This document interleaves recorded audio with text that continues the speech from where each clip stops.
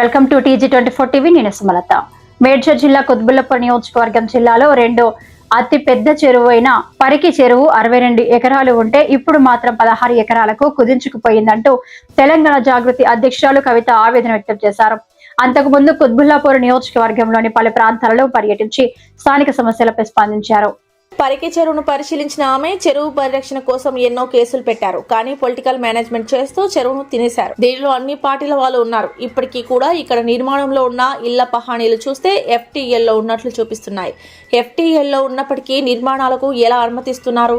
Hydraa commissioner ఖచ్చితంగా దీనిపై చర్యలు తీసుకోవాలి. ఇక్కడి ఎమ్మెల్యే గతంలో టీడీపీలో ఉండి BRCలోకి వచ్చారు. రేపు ఎక్కడ ఉంటారో తెలీదు. స్థానిక ఎమ్మెల్యే అండదండలతోనే చెరువు కబ్జా జరిగింది.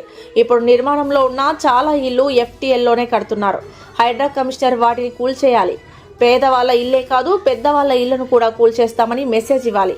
పరికి చెరువు కాపాడడంలో నేను ముందుంటాను. పరికి చెరువును హైడ్రా కమిషనర్ కాపాడాలని కవిత కోరారు.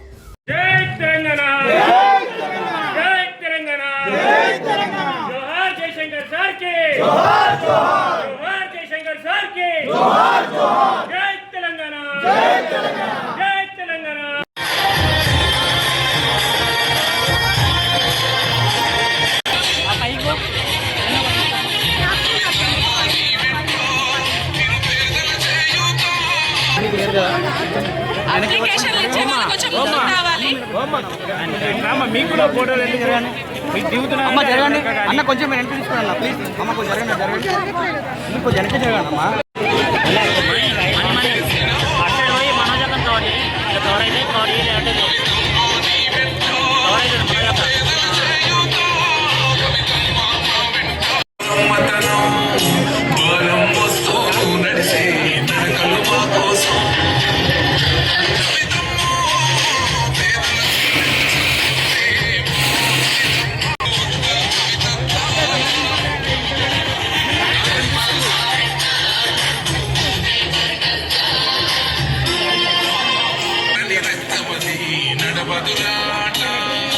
నీతి న్యాయం నిండు గుణం కదరా తన బాట.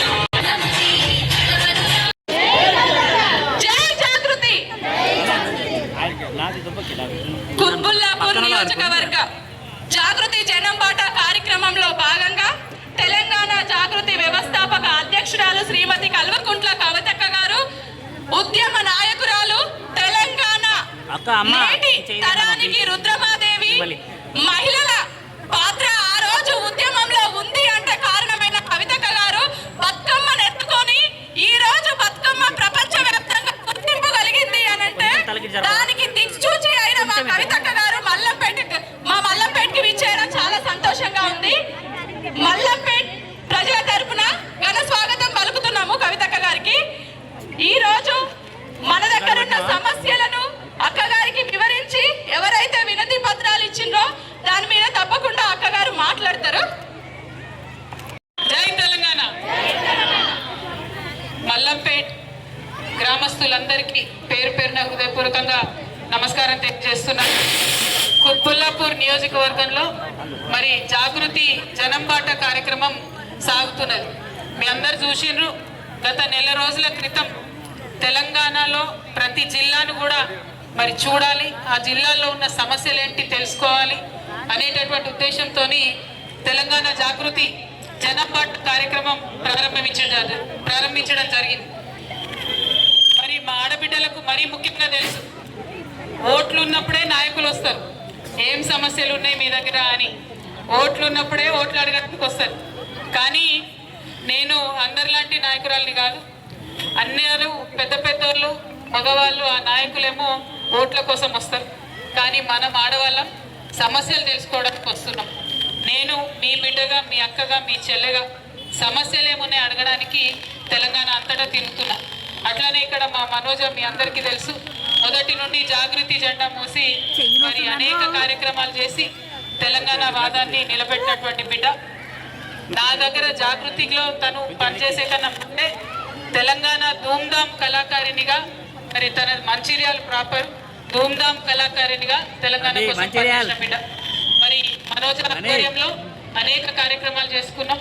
చాలా మంది మహిళలు పెద్ద ఎత్తున జాగృతికి మద్దతు ఇచ్చారు. ఇవాళ మరి మన మల్లంపేటలో మీకు నా అవసరం ఉన్నప్పుడు నేను నిలబడాలన్న ఉద్దేశంతో ఇవాళ ఇక్కడికి రావడం జరిగింది. ఎందుకు అంటే ఒక 30 మంది ఇళ్ళు ఈ రోడ్ వైండింగ్ లో పోతున్నాయని చెప్తా ఉన్నారు. అక్కడ ఎగ్జిట్ 14 ఎగ్జిట్ 4 మరి మా ఆడబిడ్డలు మహిళా సంఘ నేతలు కూడా వచ్చి వారి యొక్క సమస్యలను ఇచ్చారు. అందులో పర్టికులర్ గా మన మహిళా సంఘాలు నడుపుకుంటే ఎక్కడైతే ఒక ఆఫీస్ ఉండాలి, మహిళా భవన్ ఉండాలి, అది లేదు. ఆల్రెడీ సెక్షన్ అయింది మున్సిపల్ లో, మరి దాని మీద తీర్మానం కూడా అయింది. అయినా సరే ఇంతవరకు కట్టడం లేదు. కాబట్టి వెంటనే నిర్మించాలని చెప్పి నేను డిమాండ్ చేస్తున్నాను. అదేవిధంగా మరి మన గోరంపేటలో కూడా ఇందిరమ్మ పార్టీలో అక్కడ కూడా దాదాపుగా 450 మంది మరి మహిళా మండలి గ్రూప్ లో ఉన్నారు. కానీ వారి కూడా చెప్పి గెలిచారు. కానీ ఇంతవరకు మహిళల కోసం 100 పడకల హాస్పిటల్ ఇవ్వాలి. నేను పొద్దున రాగా చూసి వచ్చిన చిన్న కేంద్రం ఉంది, ప్రసూతి కేంద్రం, ఒకటే ఒక డాక్టర్ ఉంది, నెలకు 40 డెలివరీలు అవుతున్నాయి. వాళ్ళు భయంకరమైన ఇబ్బందులలో సేవ చేస్తా ఉన్నారు ప్రజలకు. కాబట్టి ఖచ్చితంగా 100 పడకల హాస్పిటల్ కూడా నిర్మించాలని చెప్పి నేను ప్రభుత్వాన్ని డిమాండ్ చేస్తున్నాను. మేము అక్కడ 100 పడకల హాస్పిటల్ చూసిన తర్వాత అక్కడ నుంచి ఒక చెరువు దగ్గరికి పోయినాం. ఇక మన పేరు, నియోజకవర్గం పేరు అది కుత్బుల్లాపూర్ ఉండాలన్నా కబ్జాలాపూర్ ఉండాలన్నా అర్థం కాని పరిస్థితి ఉన్నది. చెరువు ఉందంటే కబ్జా పెట్టుడు గ్యారెంటీ అన్నట్టుంది పరిస్థితి. ఆ చెరువు చూస్తే 62 ఎకరాల చెరువు అంటే ఇప్పుడు 30 ఎకరాలు కూడా మిగిలిలేదు దాంట్లో.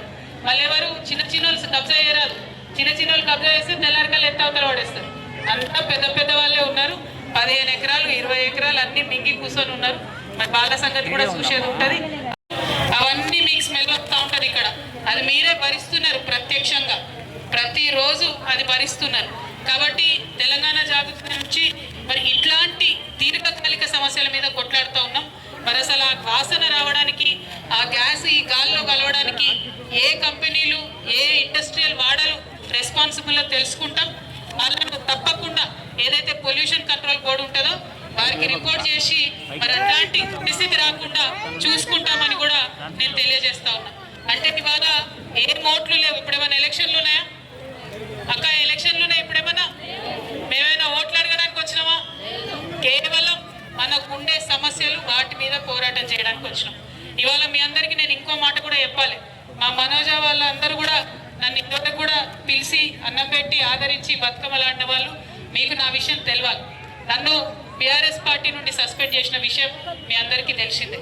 అంటే 20 ఏళ్ళు నా పార్టీ, నా కుటుంబం అనుకొని పనిచేస్తే సస్పెండ్ చేసి నడి రోడ్డు మీద పడేసారు.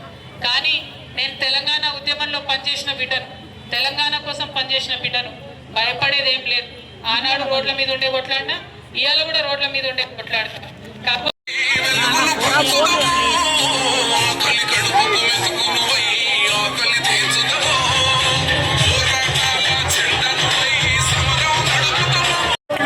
మాకు గుడి అండ్ పార్క్ కూడా జాయిన్ అవుతున్నారు. బాలాజీ ఎన్క్లేవ్ కాలనీ నుండి తెలంగాణ సాధించుకున్న తర్వాత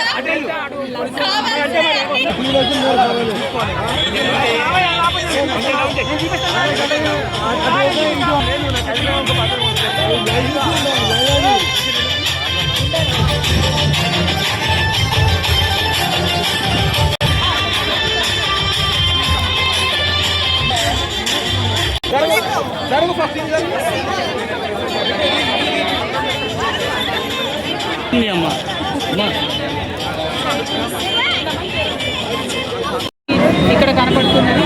ఇక్కడికి వెళ్ళినా, ఎన్ని పార్టీలు మారినా, ఎందరు నాయకులు మారినా ప్రజల పరిస్థితి మాత్రం అట్లనే ఉన్నది.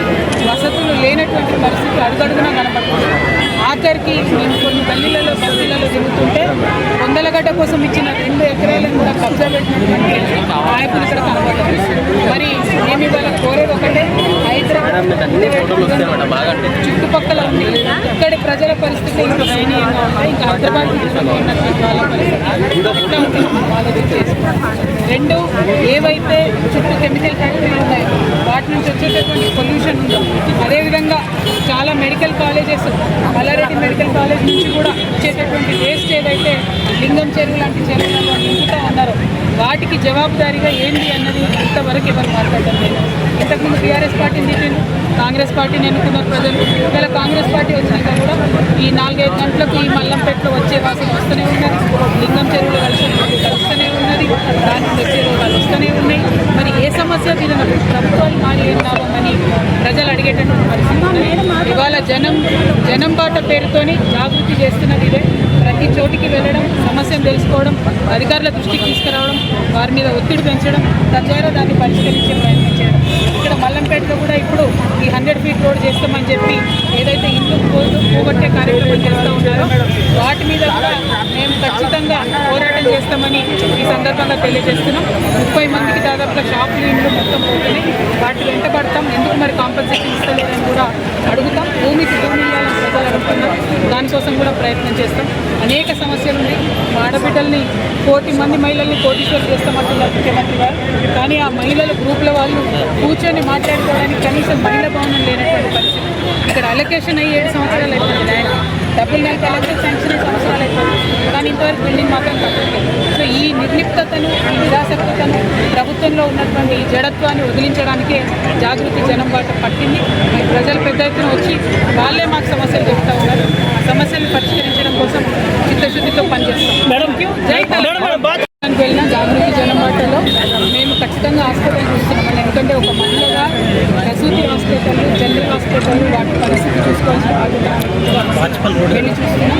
ముక్కులపూర్లో కూడా మేము వెళ్ళి చూస్తే ఎప్పుడో 25 ఏళ్ళ కింద కట్టినటువంటి చిన్న హాస్పిటల్ ఇప్పటికీ ప్రసవం ఇందులో ఒకటే ఒక డాక్టర్ ఉన్నది. అయినా పాపం ఆ ఓపిక చాలా పనిచేస్తున్న పరిస్థితిని గమనిస్తున్నాం.